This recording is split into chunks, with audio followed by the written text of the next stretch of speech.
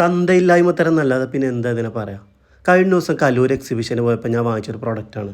ഇതിൽ 2 സ്റ്റിക്കർ. ഒരു സ്റ്റിക്കർ നോക്കിയപ്പോൾ ആകെ അഴുകിയ പോലത്തെ ഒരു അവസ്ഥ.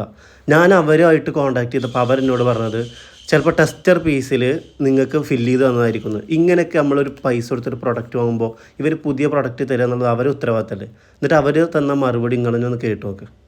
ബോട്ടിൽ സ്റ്റിക്കർ വെച്ച് നമ്മൾ കയ്യിൽ ടെസ്റ്റർ അടിക്കുന്ന പീസ് ഉണ്ടാവും. ടെസ്റ്റർ അടിക്കുന്ന പീസ് ചിലപ്പോൾ അതടയിൽ വെച്ചെന്നുണ്ടാവുകയാണെങ്കിൽ ടെസ്റ്റർ പീസിന്റെ ഐറ്റംസ് വരണാണെങ്കിൽ കേട്ടോ. ആ സ്റ്റിക്കർ അതിന് മുകളിൽ വേറെ സ്റ്റിക്കർ വന്നിട്ട് പിള്ളേർ അറിയേണ്ടി വെച്ച് ബോക്സ് വെച്ച് പാക്ക് ചെയ്തിട്ടുണ്ടാകും. കുഴപ്പമില്ല. സാറിന് ഉപയോഗിക്കുക കുഴപ്പമൊന്നുമില്ല. അല്ലാണ്ട് സാധനം പഴയതൊന്നുമല്ല കേട്ടോ.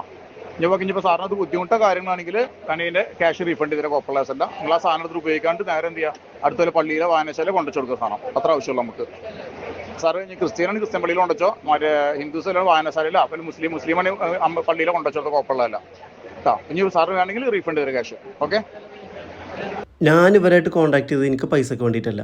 പക്ഷെ എനിക്ക് പറയാനുള്ളത്, അപ്പോൾ ഇനി നിങ്ങൾ ഇതുപോലെ അവിടെ പോയിട്ട് പ്രൊഡക്റ്റ് മേടിക്കുന്ന സമയത്ത് എന്തായാലും ഒന്ന് ശ്രദ്ധിക്കുക. ഇതുപോലത്തെ പ്രശ്നങ്ങളില്ല എന്നുള്ള ഉറപ്പ് വരുത്തിയിട്ട് മാത്രം നിങ്ങൾ വാങ്ങിക്കുക.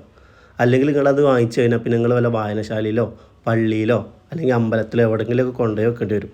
നല്ല റീഫണ്ട്